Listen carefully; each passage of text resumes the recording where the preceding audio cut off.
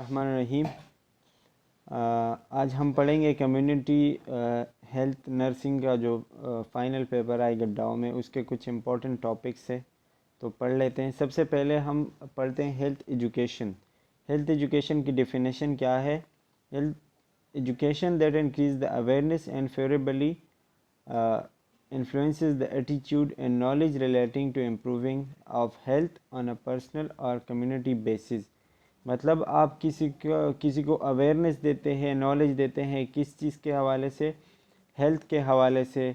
आप उसको पर्सनली किसी एक बंदे को या पूरी कम्युनिटी को आप नॉलेज देते हैं, हेल्थ के हवाले से अवेयरनेस देते हैं, तो ये इसको हम कहते हैं health education. In simple aspect health education is plan attempt to change what people think feel, या फिर आप उनकी जो है सोच में तब्दीली लाते हैं, उनके जो एहसासात है जो फील करते हैं, ठीक है, या फिर उनके जो गोल्स है उनमें आप चेंज लाते हैं और उनको हेल्थ के बारे में एजुकेशन देते हैं। इस चीज़ को हम कहते हैं हेल्थ एजुकेशन। या इसके अलावा process that informs, motivate and helps people to adopt, maintain healthy practices and lifestyle, या आप लोगों को ऐसे तरीक़ों के बारे में बताते हैं जिनको मतलब इख्तियार करके वो एक अच्छा हेल्दी लाइफस्टाइल बरकरार रख सकते हैं। Educate environmental changes is needed to facilitate this goal and conduct professional training. उनको आप मुख्तलिफ़ किस्म की ट्रेनिंग्स देते हैं, प्रोफेशनल ट्रेनिंग्स या जो है मुख्तलिफ़ किस्म के सेमिनार्स कंडक्ट करवाते हैं ताकि उनको हेल्थ के बारे में नॉलेज हो। तो ये सारी चीज़ें आती हैं हेल्थ एजुकेशन में। अब इसके गोल्स क्या है? Goals of health education. Health education aims to produce positive behaviour.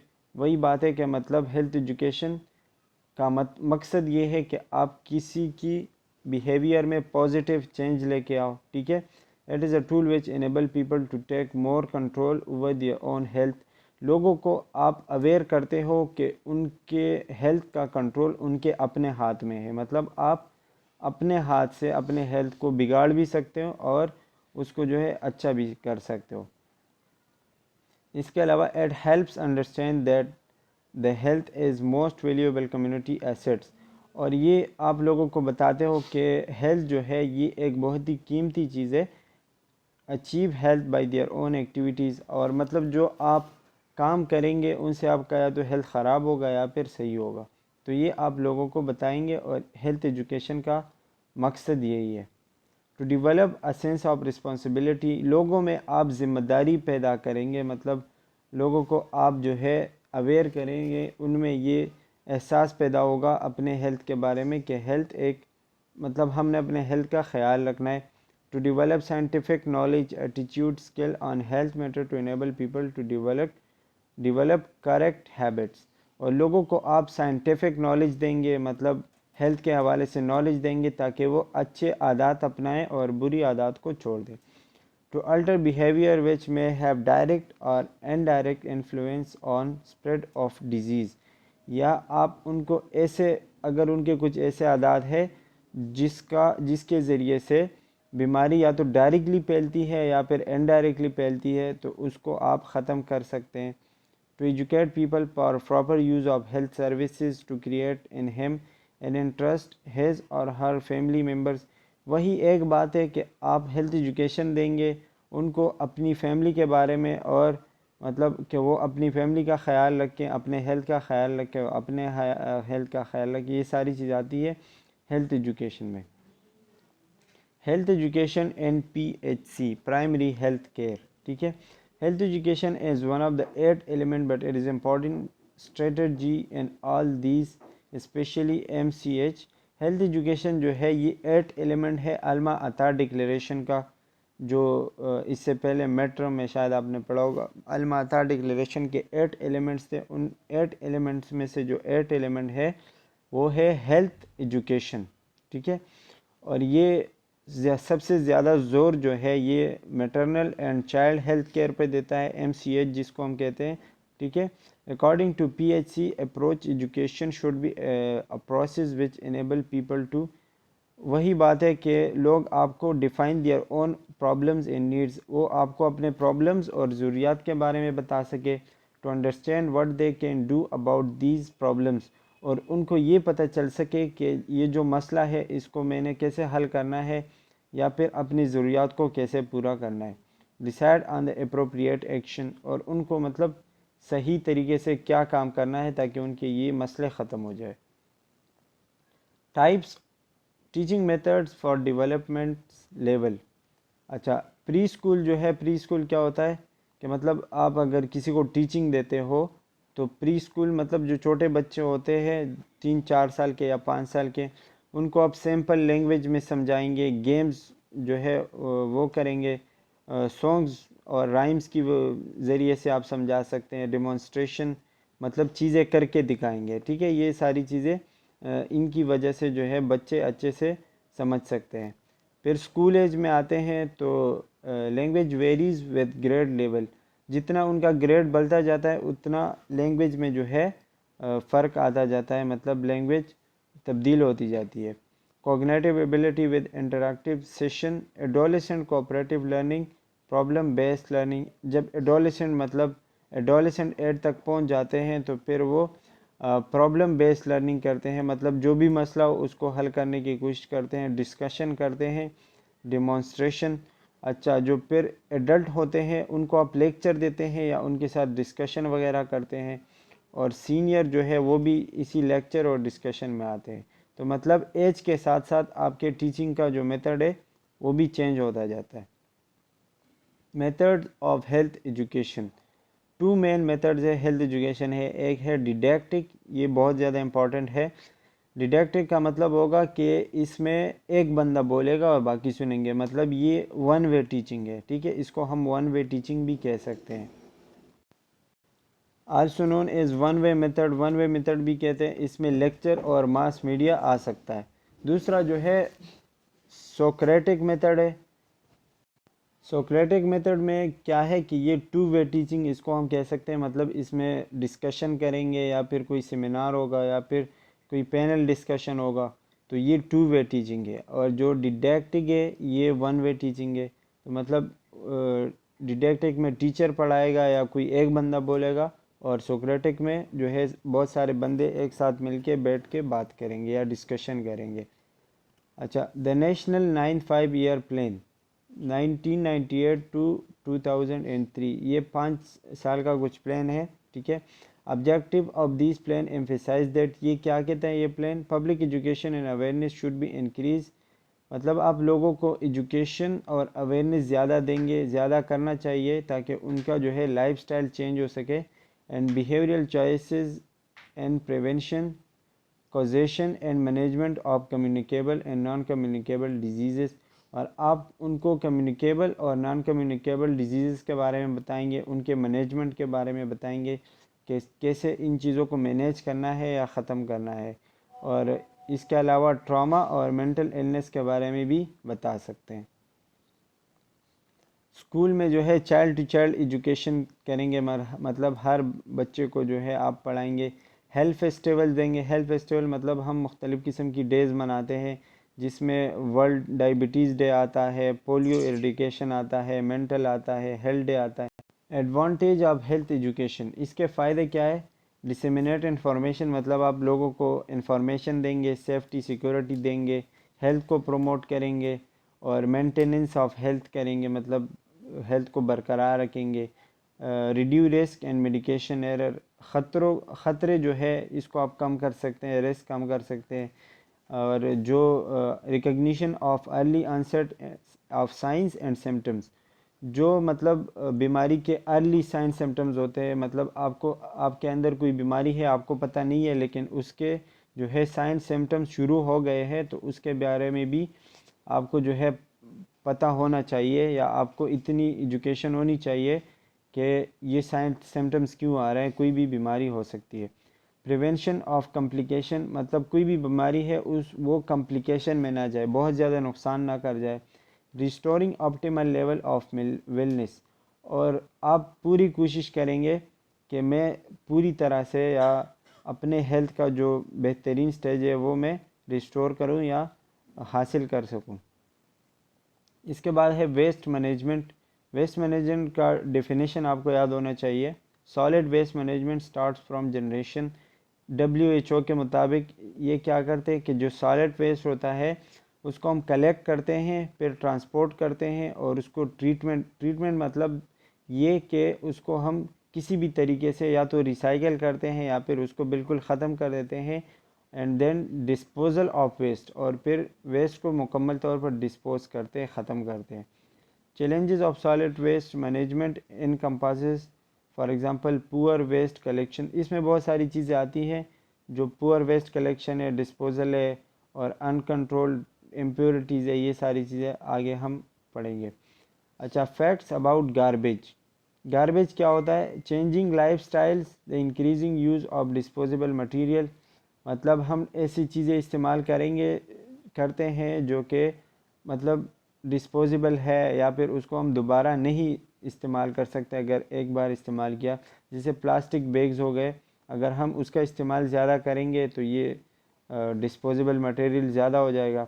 Excessive packaging contributing and increasing waste, या हम हर चीज़ को पैक करते हैं तो उसकी वजह से भी गंदगी जो है ज़्यादा हो सकती है। मतलब हर चीज़ के लिए हमें प्लास्टिक चाहिए या फिर हम पैकिंग बहुत ज़्यादा करते हैं तो गंदगी उसकी वजह से ज़्यादा हो सकती है। Waste management is now a global concern as quantity and diversity of nature of waste has change. मतलब ये एक ग्लोबल मसला है, बहुत बड़ा मसला है waste management. Financial limitation in large cities for disposing garbage, और जो बड़े बड़े शहर होते हैं उसमें वेस्ट को डिस्पोज करने के लिए बहुत ज़्यादा पैसे भी लगाए जाते हैं financially. The problem is not only confined to land, it includes air and water as well. और ये सिर्फ ज़मीन गंदा नहीं करती बल्कि इसके साथ साथ हवा और पानी को भी गंदा करते हैं ये जो वेस्ट मतलब गंदगी होती है। Causes of improper waste disposal, इसके जो है वजूहात क्या है? वेस्ट पोllute लैंड, ज़मीन गंदा कर देती है। एयर एंड वाटर, पानी और हवा को भी गंदा कर देती है। एनवायरमेंटल पोल्यूशन कॉज करती है। It gives pest insects, pest और इंसेक्ट जो जिसको हम हशरात कहते हैं, जिसमें मॉस्कीटोज़, हाउस फ्लाइज, कॉकरोच वगैरह ये चीज़ें आती हैं, तो ये उनको एक प्लेटफॉर्म देते हैं जहाँ पे वो अपना नस्ल बढ़ा सकें। मतलब उनको जो है उनके लिए एक ऐसा माहौल बना देते हैं कि जहाँ पे वो जो है ज़्यादा हो जाते हैं। It causes intolerable nuisance of sight and smell, और ऐसी चीज़ें पैदा करती, मतलब मुख्तलिफ़ किस्म की गंदी बू उससे आती है या फिर जो है देखने में भी बहुत गंदा फील होता है। कॉकरेचेस इज़ कॉज ऑफ अस्थमा, और यहाँ पे लिखा हुआ है कि कॉकरोच जो होते हैं उससे अस्थमा भी हो सकता है। अस्थमा जो है ये एक सांस की बीमारी है। It causes infection, disease and allergies, इसकी वजह से मुख्तलिफ़ किस्म की इन्फेक्शन हो सकती है, बीमारियाँ और एलर्जीज़ हो सकती है, और फिज़िकली, मेंटली और सोशल हेल्थ भी ये अफेक्ट कर सकती है। Sources of water, sources of waste sorry, इसके जो है 3 सोर्सेज है। हाउस होल्ड वेस्ट, मतलब जिसको हम म्यूनसिपल वेस्ट कहते हैं, जो घरों का कचरा होता है। इंडस्ट्रियल वेस्ट, इसको हम हेज़ार्डस वेस्ट कहते हैं। और बायोमेडिकल या हॉस्पिटल का जो वेस्ट होता है उनको हम इन्फेक्शियस वेस्ट कहते हैं। तो ये आपने याद रखने हैं कि हर वेस्ट का दूसरा नाम क्या है, ये याद रखने वाली चीज़ है। अच्छा, टाइप्स ऑफ वेस्ट जो है 3 है। सॉलिड या रिफ्यूज वेस्ट, सॉलिड या रिफ्यूज वेस्ट है, ठीक है। दूसरा एक्सक्रीटा या सीवेज है, और तीसरा जो है वो है सोलेज। सॉलिड या रिफ्यूज वेस्ट कौन सा है? Solid material coming from houses, मतलब घरों से जो गंदगी पैदा होती है, स्ट्रीट्स या दुकानों वगैरह से जो गंदगी पैदा होती है, इंडस्ट्रियल से, ठीक है, ये सारी चीज़ आती हैं सॉलिड या रिफ्यूज वेस्ट में। गार्बेज क्या होता है? Waste from food stuff, garbage जो खुराक की चीज़ों से जो भी गंदगी पैदा होती है, ठीक है, उसको हम कहते हैं गार्बेज। रबिश क्या होता है? जिसमें dirt, dust, paper, clothing, glass, rubber, ये सारी चीज़ें आती हैं।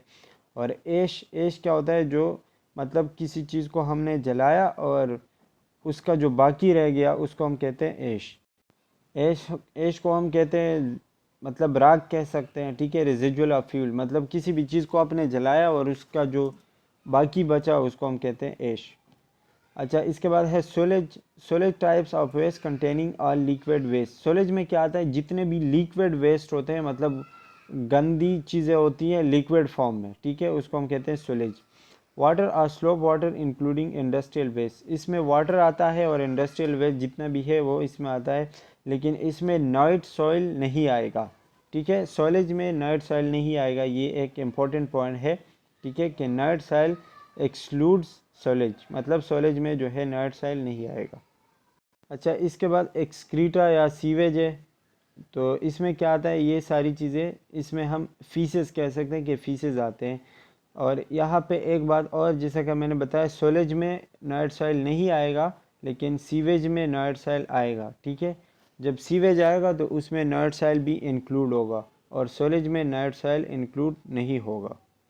अच्छा, स्टेज ऑफ वेस्ट रिमूवल, इसको हम कैसे रिमूव कर सकते हैं, सबसे पहले सेग्रीगेशन करते हैं, स्टोरेज, सेग्रीगेशन मतलब अलग करना है, ठीक है, स्टोरेज जमा करना है, कलेक्शन ये भी जमा करना है, ट्रांसपोर्टेशन टू डिस्पोजल पॉइंट, फिर जहाँ पे इसको जो है वो कचरा फेंकना है, जिसका पॉइंट है वहाँ पे लेके जाना है और फिर वहाँ पे उसको फेंकना है, डिस्पोजल जिसको हम कहते हैं।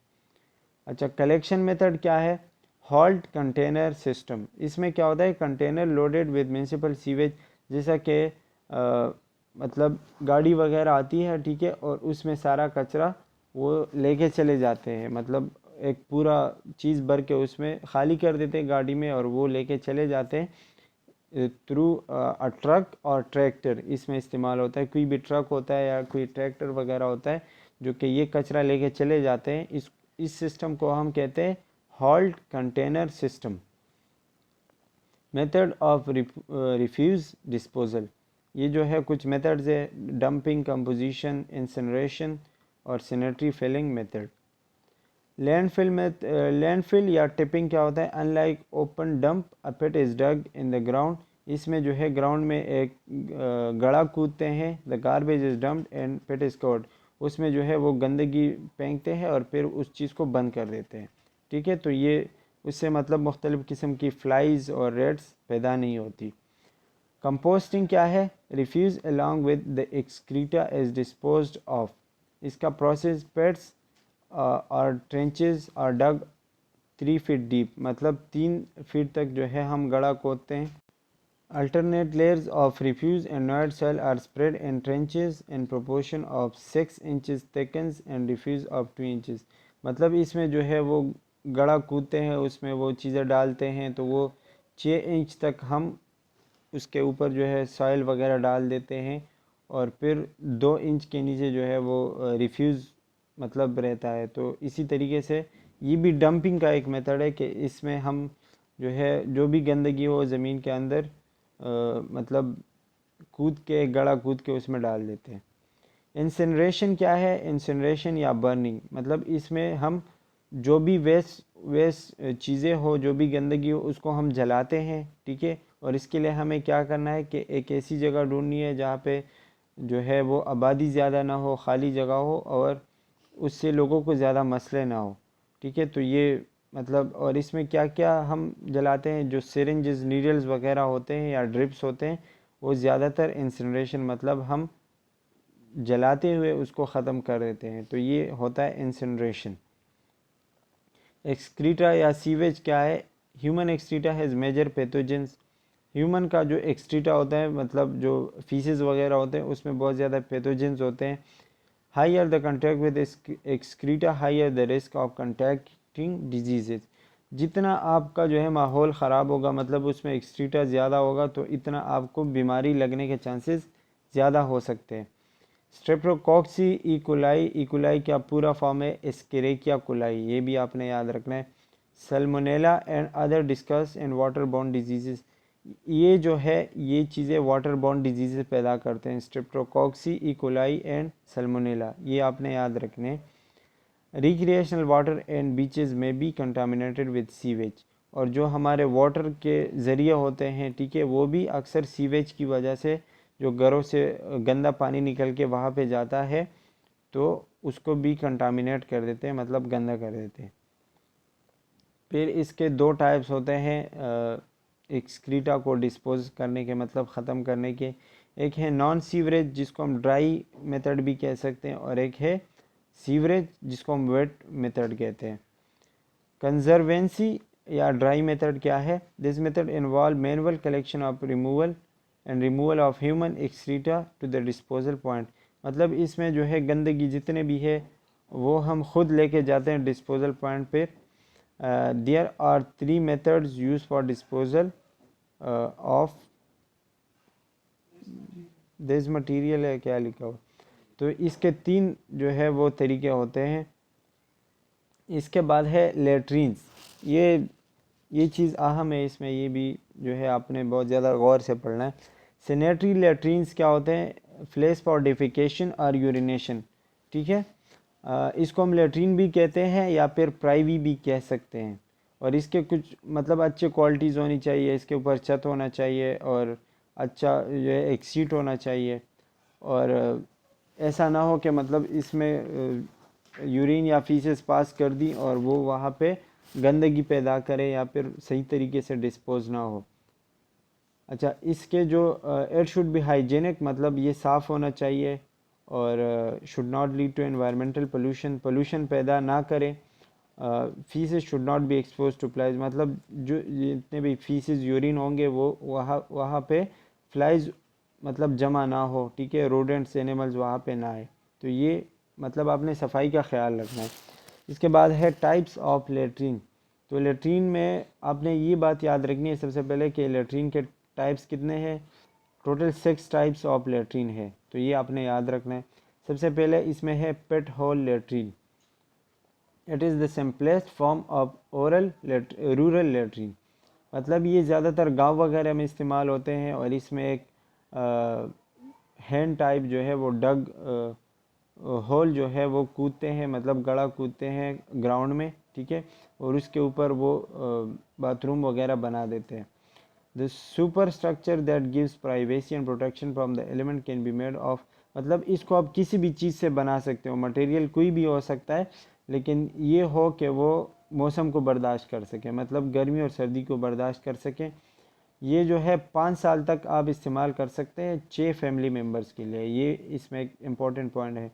It doesn't require handling of fresh pieces. ये जो है मतलब खुद ब खुद इसमें वो सब कुछ हो जाता है, ठीक है, अगर आपने सही तरीके से बनाया। इसका जो साइज़ है वो कितना होना चाहिए? 2 मीटर डीप, मतलब गहरा, और 1 मीटर इसकी चौड़ाई होनी चाहिए। तो ये चीज़ें इसमें 2-3 चीज़ें हैं जो आपने याद रखनी है। 5 ईयर्स और 6 फैमिली मेम्बर्स, इसका साइज़, और ये होता कैसे हैं वो भी आपने याद रखना है। बोर होल लेट्रीन क्या होता है कि इसमें एक बहुत बड़ा जो है गड़ा कूदते हैं ज़मीन के अंदर, ठीक है। अबोर ए 16 इंचज़ एंड डायमीटर, इसका जो डायमीटर होता है मतलब चौड़ाई होती है वो 16 इंच होती है और इसकी जो गहराई होती है वो 18 फीट होती है, मतलब ज़मीन के अंदर होती है। Because of the depth of the hole the excreta do not attract flies and liable to the bacterial action, मतलब इसमें जो है ये इसकी गहराई की वजह से फ्लाइज वगैरह वहाँ पे नहीं जा पाती, तो गंदगी इससे नहीं फैलती और ये सेफली डिस्पोज हो जाती है। एक्वा प्राइवी क्या है? इसको हम सेप्टिक टॉयलेट भी कह सकते हैं, ये आपने याद रखना है। एक्वा प्राइवी को सेप्टिक टॉयलेट कहते हैं और ये ज़्यादातर एरोप्लेन्स में यूज़ होता है। ये 2 चीज़ें इसमें याद रखने वाली है, ठीक है। इसमें क्या होता है कि एक टैंक होता है जो कि पानी से भरा हुआ होता है, उसमें पानी होता है। The excreta and the urine fall through the drop pipe and the tank, और जो भी यूरिन या फीसेस होंगे वो एक पाइप की ज़रिए से जो है उस पानी में चले जाते हैं, वहाँ पे जो है वो डिज़ोल्व हो जाते हैं और इसी तरह से फिर वो कुछ देर बाद उनको खाली कर देते हैं उस टैंक को।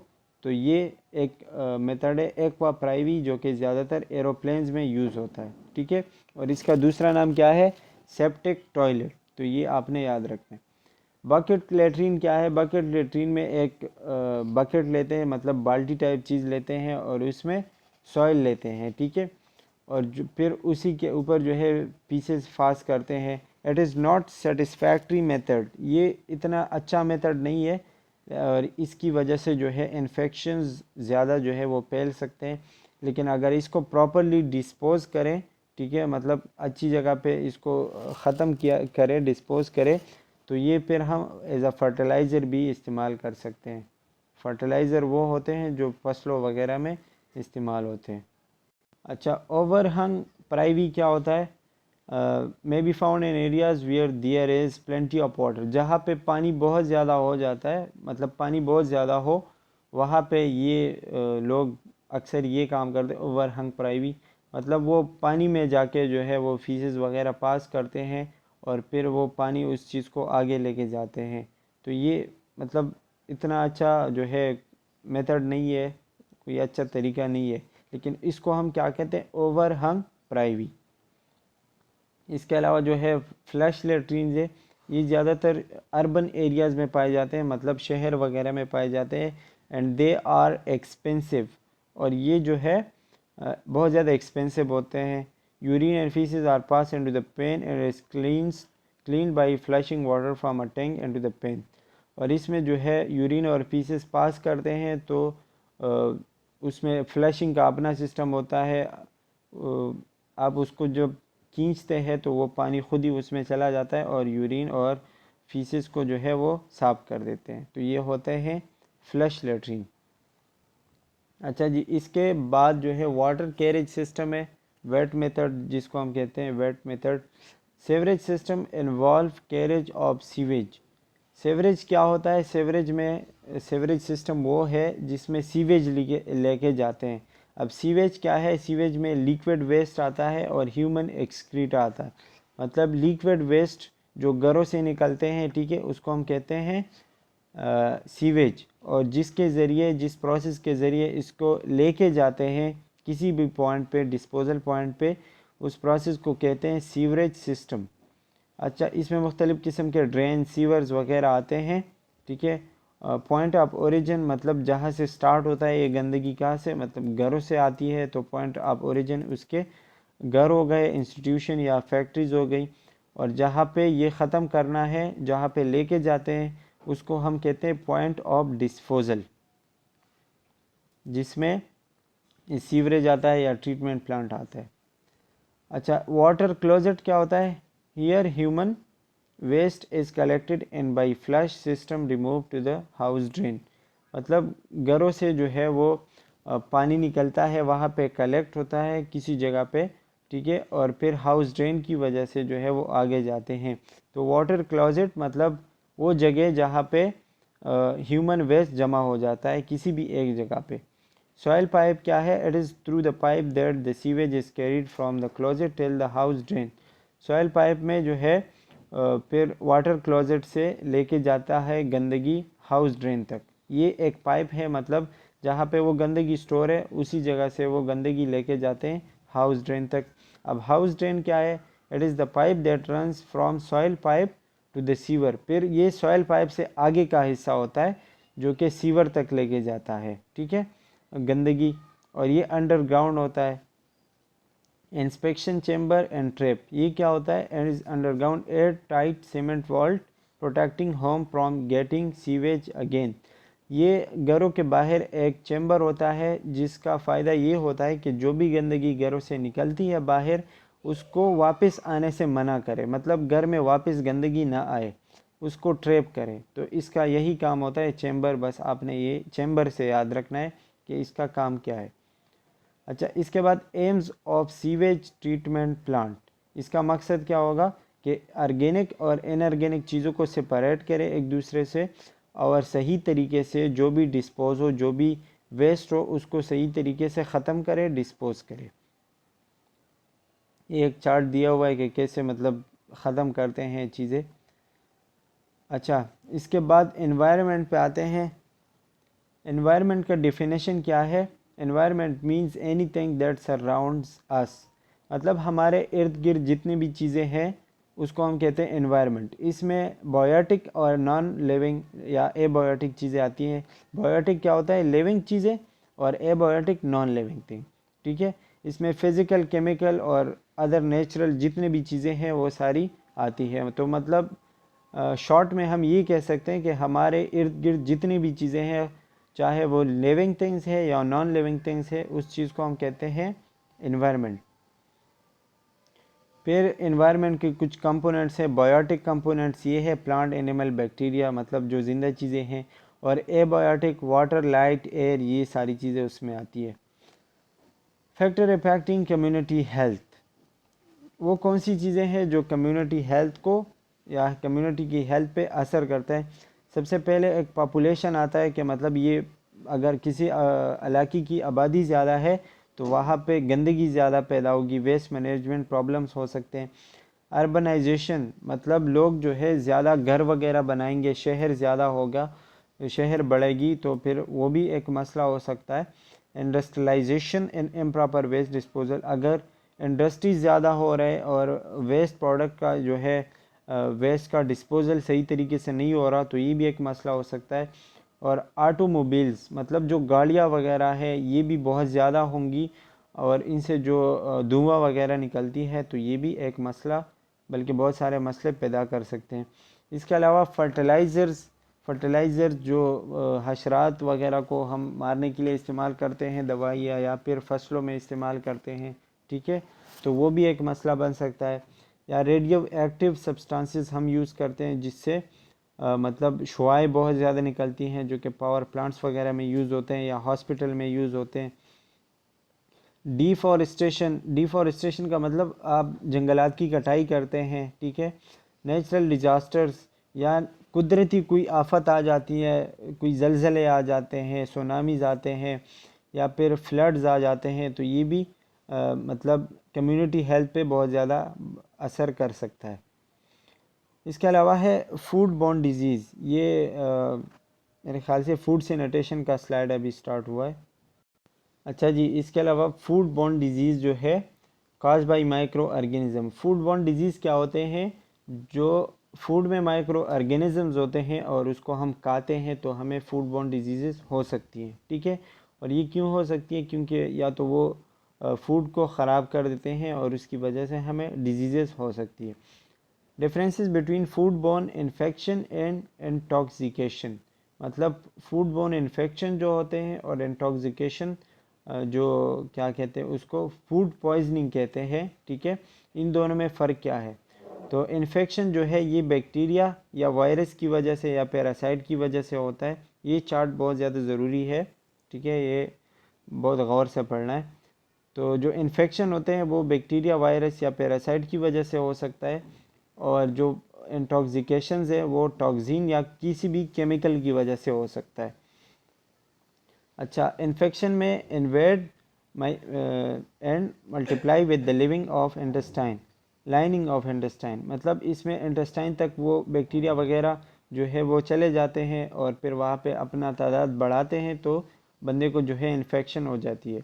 और इंटॉक्सिकेशन में ऐसा नहीं होता क्योंकि केमिकल जो है वो तादाद नहीं बढ़ाते अपनी, तो उसमें मल्टीप्लिकेशन वगैरह नहीं होती। इन्फेक्शन जो है ये आपको चंद घंटों से लेके चंद दिनों तक हो सकता है और इंटॉक्सिकेशन जो है ये चंद मिनट से चंद घंटों तक है, तो मतलब इसका ड्यूरेशन कम है। इसके कुछ सिम्टम्स होते हैं इन्फेक्शन के। सिम्टम्स में diarrhoea, nausea, vomiting, abdominal pain और फीवर आता है। और इसी तरह यही सिम्टम जो है इंटॉक्सिफिकेशन के भी है, इंटॉक्सिकेशंस के, तो वो भी यहाँ पे दी हुई है। अच्छा, transmission can spread from one person to person. Infection जो है ये किसी भी एक बंदे से दूसरे बंदे को जो है वो लग सकता है और इंटॉक्सिकेशन जो है ये दूसरे बंदे को नहीं लगता, मतलब नॉन कम्युनिकेबल है। इसके अलावा फैक्टर फॉर फूड कंटामिनेशन, मतलब ये किस वजह से होता है इन्फेक्शन, एनीडिकेट कुकिंग की वजह से हो सकता है, क्रॉस कंटामिनेशन की वजह से, या पर्सनल पुअर हाइजीन, मतलब आप सफाई का ख्याल नहीं रखते, इस वजह से हो सकती है। और जो इंटॉक्सिकेशन है ये भी एनीडिकेट कुकिंग की वजह से या फिर इम्प्रॉपर टेम्परेचर की वजह से ये हो सकता है। तो ये चार्ट कुछ ना कुछ हद तक देख ले, इसमें आ सकते हैं एमसीक्यूज। फूड बॉर्न डिजीज़ेस क्या होते हैं, यूजुअली कॉल्ड फूड पॉइजनिंग, इसको फूड पॉइजनिंग भी कहते हैं फूड बॉर्न डिजीज़ेस को। और ये मतलब कब होते हैं, जब आप किसी गलत चीज़ को खा लेते हैं तो आपको फूड पॉइजनिंग हो सकती है। इसके दो टाइप्स होते हैं, एक है टॉक्सिन, ठीक है, toxin is produce in the food, मतलब फूड के अंदर जो है टॉक्सिन प्रोड्यूस होते हैं। एक्सोटॉक्सिन, उसी टॉक्सिन का जो है नाम है टॉक्सिन, जिसके अंदर मतलब फूड के अंदर जो पैदा होती है और वो हमें फूड पॉइजनिंग कॉज करती है। तो ऐसे कह सकते हैं कि फूड पॉइजनिंग किस केमिकल या किस टॉक्सिन की वजह से काज होती है, वो है exotoxin. Food is the mechanical carrier for of the pathogen. अच्छा, दूसरा वजह क्या हो सकता है कि आप खुराक खा लेते हैं और उसमें पैथोजेंस होते हैं, तो जब वो आपके बॉडी के अंदर चले जाते हैं तो आपको मुख्तलिफ़ किस्म की बीमारियां हो सकती है।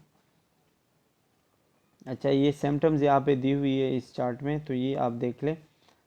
अच्छा, इसके अलावा cause of food borne disease, bacteria की वजह से आपको कौन कौन सी बीमारियां हो सकती है, या बैक्टीरिया कौन कौन सी बैक्टीरिया है जो फूड बॉर्न डिजीज़ में शामिल है।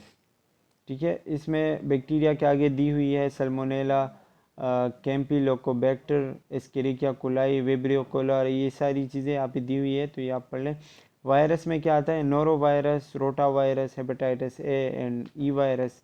पैरासाइट में एंटामीबा, हेस्टोलेटिका, और ये सारी चीज़ें जो हैं यहाँ पे दी हुई है नाम वगैरह।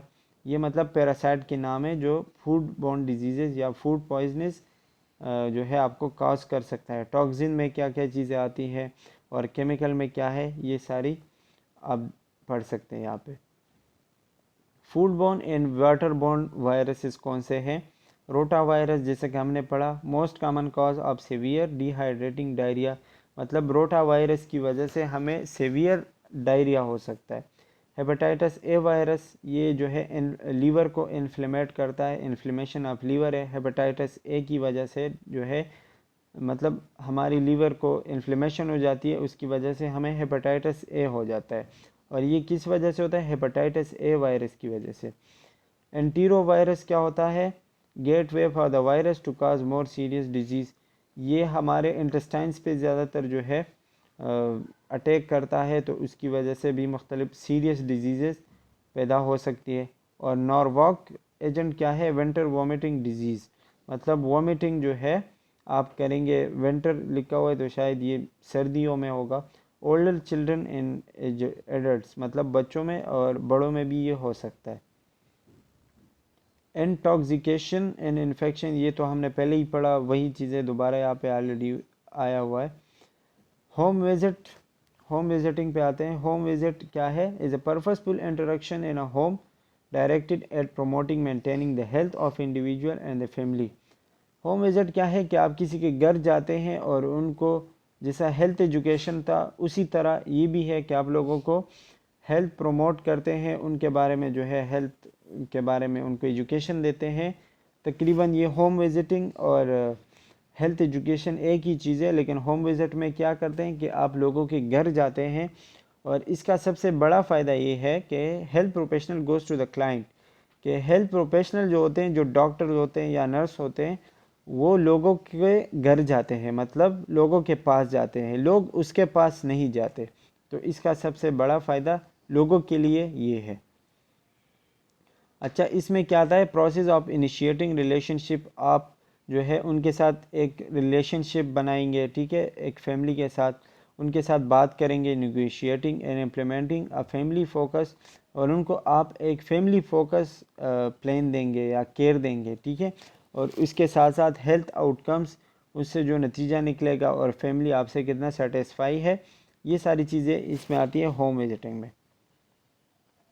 अच्छा, इसमें each home visit involve several phases, इसके कुछ जो है फेजेस होते हैं, मतलब स्टेप्स होते हैं, जिसमें सबसे पहले प्री प्लानिंग आता है। प्री प्लानिंग का मतलब कि आप वहाँ जाने से पहले क्या क्या करते हैं, आप अपना ट्रैवल जो है वो मैनेज करते हैं कि मैंने कैसे जाना है ट्रैवलिंग, ठीक है, और कहाँ पे जाना है और क्या क्या करना है, accomplish the intervention, evaluating and summarising the visit, और वहाँ पे जाके आपने क्या बोलना है, फैमिली को क्या बोलना है, कैसे हैंडल करना है, घर से निकलते हुए क्या करना है, ये सारी चीज़ आती हैं प्री प्लानिंग में, मतलब आप अपने लिए एक प्लान बनाते हो।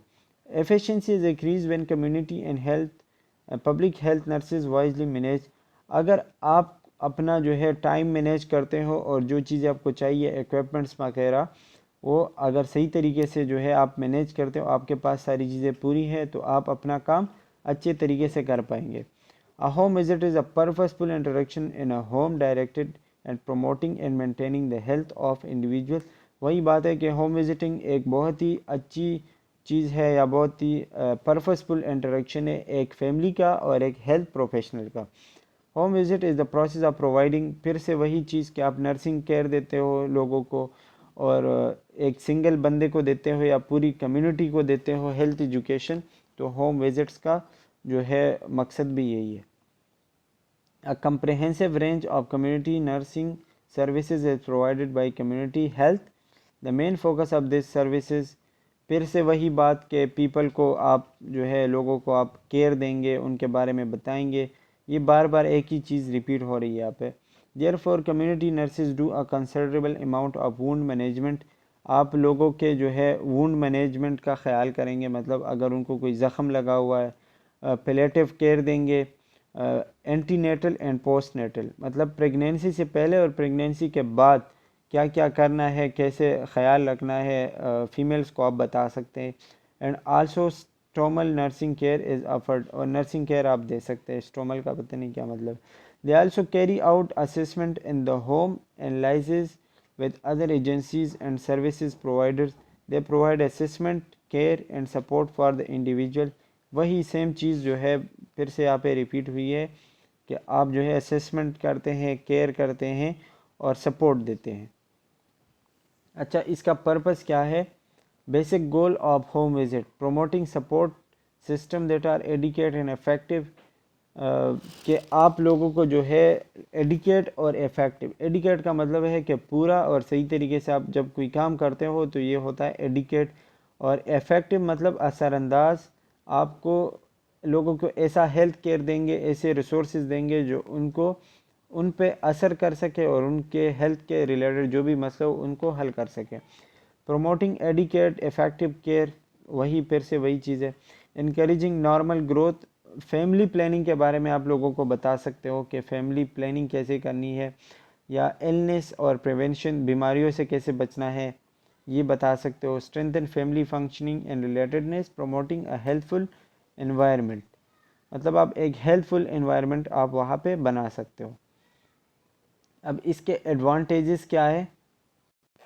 एडवांटेजेस इसके बहुत ज़्यादा इम्पोर्टेंट है, ठीक है। Home sitting provide more opportunities for individualised care, मतलब होम विजिटिंग जो है हर बंदे को ये अपॉर्चुनिटी देता है कि उसका इलाज घर पे हो सके। मोस्ट पीपल रिफर टू, मतलब ज़्यादातर लोग ये चाहते भी है कि उनका इलाज घर पे हो। Environmental factor impinging on health such is housing in condition, बहुत सारे ऐसे फैक्टर्स होते हैं एनवायरमेंटल फैक्टर जिसकी वजह से मतलब हेल्थ पे असर हो सकता है। जैसे किसी का हाउसिंग कंडीशन, मतलब घर ख़राब है, या किसी के पास फाइनेंशियल प्रॉब्लम्स है, तो वो भी मतलब आप बहुत जल्द उस चीज़ को कंसिडर कर सकते हो। Information collection and understanding lifestyle values are easier, मतलब आप फैमिलीज़ के बीच में जाते हो तो आपको बहुत सारी चीज़ों का जो है नॉलेज हो जाता है, आपको अंडरस्टैंडिंग हो जाती है, आपको इन्फॉर्मेशन हो जाती है कि लोगों के वैल्यूज़ क्या है, उनके जो है लाइफस्टाइल कैसा है, एनवायरनमेंट कैसा है, तो ये सारी चीज़ें आपको सीखने को मिल सकती है। Participation of family members is facilitated, और आपको जो है फैमिली मेम्बर्स का जो है पार्टिसिपेशन जो है वो आपको मिल सकता है। Individual and family members may be more receptive to learning, अच्छा जो इंडिविजुअल्स होते हैं, मतलब एक बंदा है या पूरी फैमिली है, तो उनको भी कुछ सीखने को मिल सकता है, इसीलिए वो उस चीज़ में ज़्यादा इंटरेस्ट लेते हैं। मतलब अगर आप वहाँ पे जाते हैं, आप कुछ नया करते हैं, तो लोग आपके पास जमा हो जाते हैं, उनको मतलब वो ये कहते हैं कि हमें कुछ सीखने को मिल सकता है या हमें जो है कोई एजुकेशन मिल सकती है, तो इसलिए वो आपके साथ ज़्यादा जो है वो पार्टिसिपेट करते हैं। Care to all member in the home can reduce overall cost, अच्छा इसके अलावा जो है अगर आप किसी को घर पे केयर देते हो तो ये उनके लिए जो है पैसों में भी कमी ला सकती है, मतलब जो उनका बाहर ख़र्चा होगा, हॉस्पिटल्स वगैरह में ख़र्चा होगा, उनकी वजह से उनकी मुनासिबत से घर पे जो है कम ख़र्चा हो सकता है, तो ये भी एक फ़ायदा है, और आपको एक फैमिली फोकस जो है वो केयर मिलता है, तो ये उसका सबसे बड़ा फ़ायदा है। अब आते हैं डिसएडवांटेजेस पे। तो ट्रेवल टाइम इज़ कॉस्टली, मतलब आप सफ़र करेंगे आएंगे जाएंगे तो इस पे आपका ख़र्चा हो सकता है। Least efficient for nurse than working with groups और seeing many clients in an ambulatory set.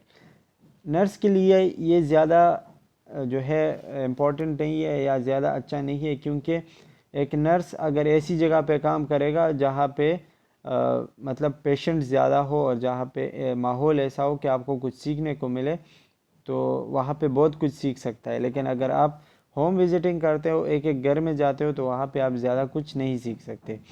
इसके अलावा अगर आप होम विजिटिंग करते हो तो घर में और भी बहुत सारी चीज़ें होती है, जैसे कि अगर टीवी चल रहा है या बच्चे शोर कर रहे हैं तो उनको आप कंट्रोल नहीं कर सकते, वो आपका ध्यान जो है इधर उधर मतलब भटकाएंगे। क्लाइंट्स में भी रेजिस्टेंस और फियरफुल, और जिनका आप इलाज कर रहे हो या आप ख्याल रख रहे हो तो वो भी शायद आपसे डरें या फिर फियरफुल हो या फिर आपके साथ मुज़ाहिमत करे, रेजिस्टेंस करे, और आपकी अपनी सेफ्टी सिक्योरिटी का भी इशू हो सकता है। फेजेस ऑफ रिलेशनशिप्स, इसमें सबसे पहले प्री इनिशिएटिंग और प्री प्लानिंग फेज़ आता है, जैसे कि हमने पहले पढ़ा। मतलब आप प्री प्लानिंग करते हो कि मैंने क्या क्या करना है। फिर इनिशिएटिंग और इंट्रोडक्टरी फेज़, मतलब आप काम शुरू करते हो या अपने आप को इंट्रोड्यूस करते हो। और वर्किंग फेज़ में आप काम करते हो और एंडिंग फेज़ में आप काम को ख़त्म कर देते हो। तो बस ये यहाँ पे है। आई होप कि ये क्लियर हो चुका होगा, और आज के लिए बस इतना ही। Thank you.